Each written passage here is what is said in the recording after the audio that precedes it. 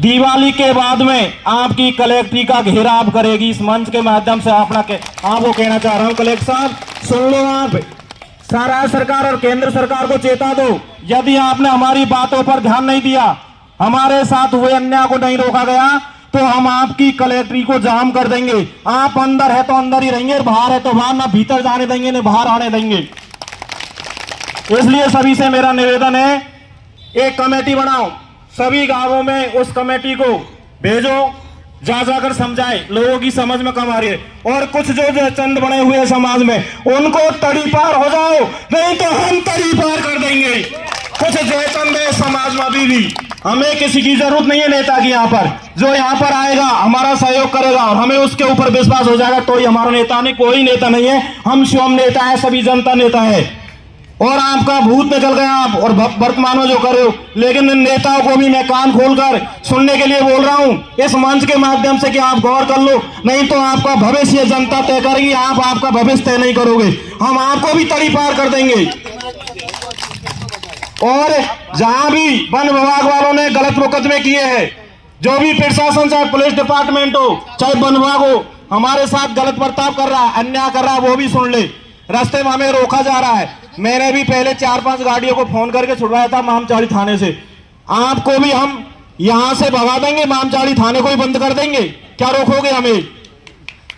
समझ लो, सुन लो। और जिन्होंने भी वन विभाग के कर्मचारियों ने हमारे लोगों के खिलाफ गलत मुकदमे दर्ज कर रखे हैं, झूठे मुकदमों में फंसा रखा है, मैं सभी से निवेदन करना चाहूंगा कि अपने अपने क्षेत्र की लिस्ट बता दो, उस कमेटी को दो, हम उसके जाकर उनसे बात करेंगे। यदि उन्होंने बातें नहीं मानी तो उनके झूठे मुकदमे में फंसाने की, रुको साहब, उनको भुगतना होगा, उनको भी भुगतना होगा। बस मैं अपनी वाणी को विराम देता हूं क्योंकि ज्यादा टाइम नहीं है। जय हिंद, जय भारत। के पंच पटेल और साथी बुद्धिजीवी पधारे हुए लोगों को मेरा बार बार नमन प्रणाम। मेरे जी पे कैंसर है, मैं बोलना इतना नहीं आता हूँ, कहीं से कहीं कह देता हूँ कुछ से कुछ, तो मेरी बोलने पे माफी करें। मेरे भी बड़ी बात चुभ रही है, मैं पुलिस का आदमी हूँ तो मेरे को भी गुस्सा आती है। अभी हमारे खेरे वाले ने कहा था कि क्या मैना गुजरों का खून सूख गया, क्या खून सूख गया तो हाथ खड़ा करे कि हमारा खून सूख गो।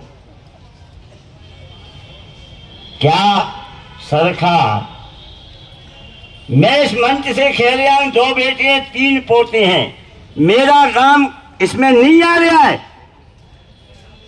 मेरी अगर सबसे पहले जान जाए तो चली जाए, मैं पीछे नहीं हटूंगा।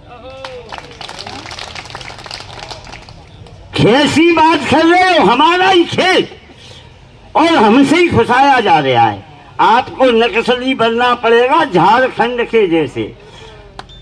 पत्थर पे हम, हमारा पत्थर, हमें ये नहीं काम करने दे रही, हमारी रेत, और हमें सरकार नहीं भरने दे रही। और अभी थोड़े से ही आंदोलन के लिए कलेक्टर साहब, एसपी साहब हमारी गाड़ी रोकने लग गई, और जब हमारी 10,000 महिला यहाँ आ जाएंगी लाठी लेके, तब कलेक्टर साहब क्या होगा?